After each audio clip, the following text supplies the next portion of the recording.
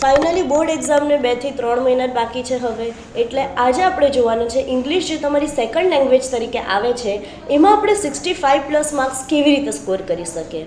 80માંથી 70+ જ કેમ સ્કોર નથી કરવા? તો ઇંગ્લિશમાં આપણને ગ્રામેટિકલ એરરના લીધે બહુ માર્ક ડિડક્ટ થતા હોય છે. તો આજે આપણે પેપર પેટર્ન પ્રમાણે જોવાના છે કે કેવી રીતે આપણે ડાયરેક્ટ માર્ક્સ લેવાના છે ને જે રાઇટિંગ સેશનમાં આપણે માર્ક્સ નોલેજથી લેવાના છે તેમ જે સેશનમાં આપણે ડિરેક્ટલી માર્ક્સ લેવાના છે, જ્યારે રાઇટિંગ સેશનમાં આપણે ક્રિએટિવ થિંકિંગથી આપણે માર્ક્સને સ્કોર કરવાના છે વિધાઉટ એની ગ્રામેટિકલ એરર, તે આપણે ચાલુ કરીએ. તો તમારી સામે સ્ક્રીન પર છે પેપર પેટર્ન આપણા 10માનું. તો આપણે જોઈ શકીએ છીએ કેવી રીતે ક્વેશ્ચન નંબર 1 to 10 ફૂલ્લી કોમ્પ્રિહેન્શનમાંથી આવે છે. કોમ્પ્રિહેન્શન એટલે તમને એક પેરેગ્રાફ આપી દેશે, ફકરો આપી દેશે ચેપ્ટરનો, એમાંથી ડિરેક્ટલી તમારે આન્સર શોધીને લખવાના જ છે અને બેઠા આન્સર આપેલા જ હશે. હવે આના માટે ઇમ્પોર્ટન્ટ પોઈન્ટ એ છે કે તમને ચેપ્ટરનું સેન્ટ્રલ આઈડિયા ક્લિયર હોવું જોઈએ. ચેપ્ટરની સ્ટોરી શું છે, ચેપ્ટરમાં કેરેક્ટર્સ કયા છે, ચેપ્ટરનો ફ્લો શું છે, ચેપ્ટરનું મોરલ શું છે, એ તમને આઈડિયા હશે તો આમાં તમારથી ડિરેક્ટલી 10માંથી 10 માર્ક્સ સ્કોર થશે. બીજા ક્વેશ્ચન પર આવી જઈએ. શોર્ટ નોટ જે 3 માર્કનું પૂછાય છે એમાં આપણને કોમ્પ્રિહેન્શન કરતાં એકદમ અપોઝિટ આવશે. તમને એમાં ટોપિક્સ આપી દેશે, એ ટોપિક્સ પરથી આપણે આખો પેરેગ્રાફ લખવાનો છે. બેઝિકલી એ જે આપણું ચેપ્ટર છે એનું જ આપણે સેન્ટ્રલ આઈડિયા આખું લખવાનું છે. આના માટેની સ્ટ્રેટેજી બી સેમ જ છે. સેન્ટ્રલ આઈડિયા યાદ હશે તો આપણથી લખાશે ઇઝીલી. હવે આના માટે આપણા માટે બહુ બધી રેફરન્સ બુક્સ આપેલી છે, નવનીત, વ્રજ.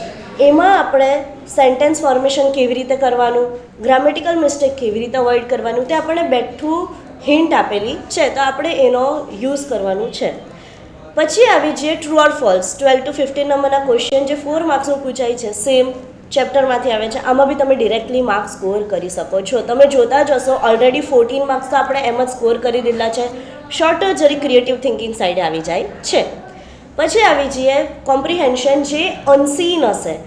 હવે આ કોમ્પ્રિહેન્શનને આપણે 2 પાર્ટમાં ડિવાઈડ કરીએ છીએ, કારણ કે પહેલું કોમ્પ્રિહેન્શન તમને આવશે જે અનસીન હશે, જે તમારા બ્લેક બકમાંથી આવે છે. એની અંદર કોઈ બી રેન્ડમ તમને પેસેજ આપી દેશે, એનું તમારે સેમ કોઈ આન્સર હશે જ, એની તમારે જરાક બી ચિંતા કરવાની નથી. તમને બેઠા આન્સર દેખાશે જ અંદર, ખાલી તમારે ફાઇન્ડ કરવાના છે. આન્સર હશે જ, લખી દેવાના છે, માર્ક લઈ લેવાના છે. બીજા પેરેગ્રાફની અંદર તમને ડાયલોગ, કોઈ 2 માણસ વચ્ચેનું કન્વર્ઝેશન, પછી કોઈ ક્રિકેટ મેચ હોય, કોઈ બાર ગ્રાફ હોય જેનું તમને એક ડેટા એનાલિસિસ આપેલું હોય, તમારે ખાલી એના પરથી આન્સર લખવાના છે.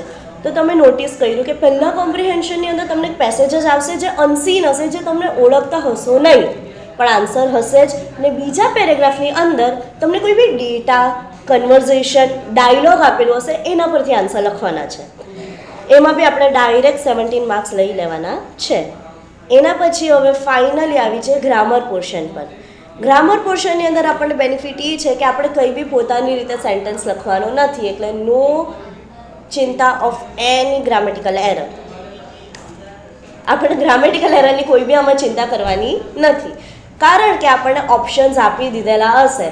એટલા માટે આમાં જો તમારા ગ્રામરના કોન્સેપ્ટ ક્લિયર હશે કે આપણે ડાયરેક્ટમાં આપણે જો રૂલ્સ ખબર હશે કે એક્સક્લામેટરી સેન્ટેન્સ કેવી રીતે ચેન્જ કરવાનું છે, અસર્ટિવ સેન્ટેન્સ કેવી રીતે ચેન્જ કરવાનું છે, ફંક્શન્સ કે આપણને આપેલું છે કોઈ સેન્ટેન્સ આપેલો છે, એ શું દર્શાવતું છે, કયું ફંક્શન દર્શાવતું છે, એ આપણને ક્લિયર હશે તો આપણે ખાલી ઓપ્શન સિલેક્ટ કરવાનો રહેશે. તો ગ્રામરમાં બી આપણે ડિરેક્ટલી 24 માર્ક્સ આમાંથી જ લેવાના છે, કારણ કે ઓપ્શન આપી દીધેલા હશે. ચૂઝ કરવા માટે સ્ટ્રક્ચર અને રૂલ્સ યાદ રાખવાના છે. પછી આવી જાય આપણા લાસ્ટ સેક્શન જે હશે તમારું પેરેગ્રાફ રાઇટિંગ, ઈમેલ અને પિક્ચર ડિસ્ક્રિપ્શન. હવે પેરેગ્રાફ રાઇટિંગ એટલે તમારું જે એસે આવે છે, એસેની અંદર બી ઓલરેડી તમને પોઇન્ટર્સ આપી દેશે. ફોર એક્ઝામ્પલ તમને એસે આપ્યો ટ્રીઝ પર, ટ્રીઝ આર બેસ્ટ ફ્રેન્ડ, તો તમને એમાં ફોર એક્ઝામ્પલ પોઇન્ટર્સ આપી દેશે કે ટ્રીઝ ઇન્ટ્રોડક્શન, એમ કે ટ્રીઝ પર તમારે 2-3 લાઈન લખવાની હશે. પછી એમાં એવું હશે કે ટ્રીઝ કેવા અલગ અલગ ટાઈપના હોય, variety of trees, use of trees, importance of trees, અને હમણાં આપણા ઇન્ડિયામાં આપણે જોયેલું છે કે ડિફોરેસ્ટેશન બહુ થાય છે. ડિફોરેસ્ટેશન એટલે વૃક્ષો જે બધા કાપે છે બધા બુક્સ બનાવવા માટે, ઘર બનાવવા માટે, તો એનો એક પોઈન્ટ હશે કે ડિસએડવાન્ટેજીસ, કે અમને ડિફોરેસ્ટેશનનું ડિસએડવાન્ટેજીસ શું છે, તો આવી રીતે તમને પોઈન્ટ આપી દેશે. એના પરથી કોઈ બી એસેમાં હવે તમને પોઈન્ટ પરથી બી સમજ નથી પડતી કે શું લખીએ, તો એના માટે એક સિમ્પલ સ્ટ્રેટેજી તમને કહીએ. તો આની અંદર તમે જોયો છે કે એસેમાં આપણે ફોલો શું કરવાનું છે, તો સૌથી પહેલાં આપણને કોઈ બી ટૉપિક આપી દે તેનું ઇન્ટ્રોડક્શન લખવાનું. ઇન્ટ્રોડક્શન એટલે એનું તમારે એક આઈડિયા આપવાનું છે કે આ ટૉપિક વિશે તમે શું જાણો છો. અને એસેમાં એક વસ્તુ જે દર વખતે આપણને બોનસ માર્ક આપી શકે છે તે છે ક્વોટ. ક્વોટ એટલે તમને કોઈ બી સ્લોગન યાદ આવે છે, જે રીતે મા પર એસે હોય, મધર પર એસે હોય તો મા તેમાં બીજા બધા વગડાની વાત. કોઈ બી તમને સ્લોગન યાદ આવે, ક્વોટ યાદ આવે કોઈ બી લેંગ્વેજમાં, તે તમે આની અંદર લખો તો તમને પોઈન્ટ પ્લસ માર્ક્સ મળે છે. પછી એનું બિલ્ડઅપ કરવાનું. હવે જે રીતે આપણે ટ્રીઝની વાત કરતા તો ટ્રીઝનો જ એસે છે, તો ઇન્ટ્રોડક્શન તમે આપી દીધું, ટ્રીઝ શું હોય, કેટલા પ્રકારના હોય, બિલ્ડઅપ કરો એનું, કઈ જગ્યાએ જોવા મળે છે, તમને કયું વૃક્ષ ગમે છે, ટ્રીઝ તમને શું હેલ્પ કરે છે. તો તમારા કોઈ ચાઇલ્ડહુડની મેમરી હોય કે તમે ટ્રીઝ પર આપણે વડના ઝાડ પર એના વેલી પર હિંચકા ગાતા હતા, કોઈ બી તમે એમ કરીને. પછી એના પ્રોઝ અને કોન્સ. પ્રોઝ અને કોન્સ એટલે ટ્રીઝના એડવાન્ટેજીસ, ડિસએડવાન્ટેજીસ, અને તમારો પોઈન્ટ ઓફ વ્યૂ શું છે એના પર, કે આપણે વૃક્ષારોપણ વધારે કરવું જોઈએ, જ્યારે ડિફોરેસ્ટેશન છે એ આપણે રોકવાની ટ્રાય કરવી જોઈએ. અને છેલ્લું એન્ડિંગ મેસેજ. એન્ડિંગ મેસેજ એટલે તમે જે આખો એસે લખ્યું તેનું એક કન્ક્લુઝન, જે સેમ હશે તમારા ઇન્ટ્રોડક્શન જેવું, અને એમાં બી તમે કોટ એડ કરી શકો છો. એટલે બેઝિકલી તમને જેટલું બી કહાવત યાદ હશે, જે આપણા મમ્મી લોકો કહેતા હતા, તે જેટલું બી યાદ હશે ને તેટલું તમે લખી આવશો તો તમને બેનિફિટ માર્ક્સ મળશે. અને આની અંદર આપણે જોઈએ છે કે તમને જે બી ફોર્મેટ આપેલો હોય ને તેના પર તમે જેટલું ચાલો ને તેના પરથી તમારા માર્ક્સ વધારે સ્કોર થાય. એ મેટર નહીં કરે તમે કેટલું લોંગ લખો, કેટલું વધારે લખો, મેટર એ કરે કે તમે કેટલું પોઈન્ટ પર રહીને લખો છો. ઓકે, તો પાછા આવી છે એટલે પેરેગ્રાફ રાઇટિંગ આપણું પતી ગયું. જે આપણું એસે હતું ને આપણે 6 માર્ક ગેઇન કરવાના છે. આની અંદર ચાન્સીસ છે આપણા ગ્રામેટિકલમાં 1 કે 2 માર્ક જાય, એટલે એસેમાં આપણને મેક્ઝિમમ 4 થી 5 માર્ક મળે. એના પછી આવી જાય ઈમેલ કાં તો રિપોર્ટ રાઇટિંગ પર. આમાં તમને ઓપ્શન મળશે. ઈમેલ તમને આમાં ઈમેલના આપણને તમને ખબર હોય તો 2 ફોર્મેટ હોય, ઇન્ફોર્મલ અને ફોર્મલ. ફોર્મલ એટલે આપણે જે બી કોઈ હાયર ઓથોરિટીને લખીએ, કોઈ આપણે ઓફિસમાં જોબ કરતો હોય તો આપણે આપણા હેડને લખવાનો હોય, તો એ ઈમેલ જેવા બી હોય તેને ફોર્મલ ઈમેલ કહેવાય. ઇન્ફોર્મલ એટલે તમે તમારા ફ્રેન્ડ્સને લખો છો, એ તમારા ઇન્ફોર્મલ લેટર હોય. તો આપણને ઈમેલ ઇનફોર્મલ જ આવવાના છે કે તમારી લેંગ્વેજમાં લખાશે. પણ એમાં બી મેઇન ઇમ્પોર્ટન્ટ છે ફોર્મેટ, કે તમારે સ્ટાર્ટિંગમાં ડેટ એવું બધું લખવાનું હોય, કોને લખતા છો. એન્ડિંગમાં તમારે થેન્કિંગ યુ લખવાનું જ હોય, બેસ્ટ રિગાર્ડ્સ લખવાનું જ હોય. તો એ ખાલી આપણે ફોલો કરવાનું છે. બાકી વચ્ચેના પોર્શનમાં તમે જેટલું બી લખો તે તમારા પર છે. પછી આપણે રિપોર્ટની વાત કરીએ તો રિપોર્ટની અંદર તમારે કોઈ બી એક ટૉપિક આપી દેશે, તેના પર 50 to 75 વર્ડ્સમાં તમારે એના વિશે એક સ્ટ્રિક્ટ ફોર્મેટમાં, પ્રોફેશનલ ફોર્મેટમાં તમારે એના વિશે ડિટેલ લખવાની રહેશે. પેરેગ્રાફ એસે જેવું જ હશે, પણ પેરેગ્રાફમાં તમારે ફ્રી ઓફ તમારું જે નોલેજ હોય ને તેમાં તમે કઈ બી રીતેમાં લખી શકો છો. જે રિપોર્ટમાં તમારે એક પ્રોફેશનલિઝમ મેન્ટેન કરવું પડે. અને ફાઇનલી આવી જાય પિક્ચર ડિસ્ક્રિપ્શન. પિક્ચર ડિસ્ક્રિપ્શનમાં આપણે બેઠા 5માંથી 5 માર્ક્સ લેવાના છે. ને કેમ સૌથી ઇઝીમાં ઇઝી ટૉપિક છે, કારણ કે આની અંદર તમને એક પિક્ચર આપી દેશે. કોઈ બી હશે, લાઇબ્રેરીનો પિક્ચર હશે, સ્કૂલનો પિક્ચર હશે, રેલવે સ્ટેશનનો પિક્ચર હશે, બસ સ્ટેશનનો પિક્ચર હશે, મેળાનો પિક્ચર હશે. હવે આ પિક્ચરમાંથી શોધીને તમારે 10 પોઈન્ટ લખવાના છે.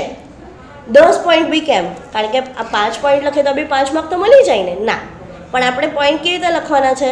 મેળાનું પિક્ચર આપેલું છે, તો this is a picture of a fair. In this we saw many picture eating in this picture we see many students eating cotton candy. અહીંયા એક ફેરિસ વ્હીલ છે. એટલે આની અંદર આપણે પોઈન્ટ એટલું સ્માર્ટલી લખવાનું છે ને કે આપણને જેટલી વસ્તુ દેખાય ને તે આપણે એક એક લાઇનમાં ડિસ્ક્રાઇબ કરી દેવાની છે. ને આવી રીતે આપણે 10 પોઈન્ટ લખીએ ને તો એ 5 પોઈન્ટ કરતાં વધારે આપણને બેનિફિટ આ 10 પોઈન્ટ કરે છે. અને 5માંથી 5 બેઠા માર્ક આપણને મળે છે. તો આપણે ઓવરઓલ આમાંથી જોઈએ તો કોમ્પ્રિહેન્શન છે, ટ્રુ ઓર ફોલ્સ છે, પછી બીજું આ અનસીન કોમ્પ્રિહેન્શન અને વર્બલ કોમ્પ્રિહેન્શન, પછી ગ્રામર છે, અને પિક્ચર ડિસ્ક્રિપ્શન છે. આટલા ટોપિક એવા છે ને કે આપણે બેઠા માર્ક લઈ શકીએ છીએ. બીજી વાત કરીએ ઈમેલ અને પેરેગ્રાફ રાઇટિંગ, એમાં ખાલી 1 માર્કનો આપણને લોસ થાય બિકોઝ ઓફ ગ્રામર. તો એમાં બી આપણને ઓલમોસ્ટ આપણને 10 માર્ક તો મળી જ જાય છે. અને છેલ્લું બચ્યું આપણું શોર્ટ નોટ. તો શોર્ટ નોટની અંદર બી તમારું જો કોન્સેપ્ટ ક્લિયર હશે તો એમાં બી તમને 3માંથી 3 માર્ક લેવામાંથી કોઈ રોકી શકવાનું નથી. તો તમે જો આ સ્ટ્રેટેજીથી વર્ક કરશો ને તો 65 to 70 માર્ક્સ બી હાર્ડ નથી. બીજી વાત કરીએ તો એક સમરી આપણે જોઈ જઈએ તો ઇંગ્લિશમાં આપણે કીધું તેમ ગુડ માર્ક્સની સ્ટ્રેટેજી એ છે કે તમે તમારી ક્રિએટિવિટી યુઝ કરો શોર્ટ નોટ અને એસેમાં. બીજી વસ્તુ ગ્રામર તો ઇમ્પોર્ટન્ટ છે જ, ઓલવેઝ વોકેબ્યુલરી ક્લિયર હોવી જોઈએ. બીજું કે તમે જો સેન્ટ્રલ આઈડિયા ક્લિયર હશે તો બધા ટોપિકમાં હેલ્પ થવાની જ છે તમને. ત્રીજું રાઇટિંગ સ્કિલને ઇમ્પ્રૂવ કેવી રીતે કરવાની છે, તો આપણી પાસે બહુ બધી ડાયજેસ્ટ છે. પછી આપણી ટોપિક એસે માટે આપણે કોઈ બી ટોપિક લઈ શકીએ, my best friend, my teacher, my our environment, trees, books. આપણે એના પર જે બી આવડે તે આપણે ખાલી લખવાની પ્રેક્ટિસ કરવાની છે. આપણને જેટલા વધારે પોઈન્ટ ખબર હશે એટલું એસેમાં આપણથી માર્ક્સ લવાશે. અને બીજી વસ્તુ છે right answer in clear error free sentence. આપણે છેકાછાકી ઓછી કરીએ એનું ધ્યાન રાખવાનું છે. કંઈ બી મિસ્ટેક થાય તો એક નલ્લી મસ્તી લાઈન કરવાની છે, કારણ કે ઇંગ્લિશમાં તમારું જેટલું નીટ વર્ક હશે ને એટલા માર્ક્સ તમારા ડિડક્ટ થશે નહીં. પણ જેટલું તમારું એમ છેકાછાકી હશે, કશે તમે એમ આખું લાઈન કેન્સલ કરી દીધી હશે, એના માર્ક પહેલાં કપાશે. તો એ મેટર કરે ઇંગ્લિશમાં.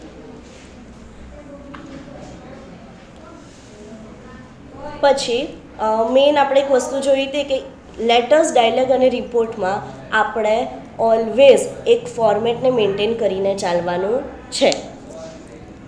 અને ફાઇનલી આપણે આમાંથી જોઈ જ શકીએ છીએ કે બોર્ડ પેપર બહુ જ પ્રિડિક્ટેબલ હોય છે. અને બીજી વસ્તુ કે કોમ્પ્રિહેન્શન અને ડુએસ ડિરેક્ટેડમાં આપણે 1-2 માર્ક છોડવાનો નથી.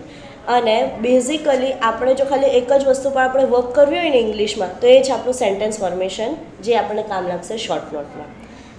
અને છેલ્લી વસ્તુ તો આપણે બધા જ આપણને કહેતા હોઈએ કે જેટલી પ્રેક્ટિસ કરીએ એટલું સારું છે, because practice max the main perfect.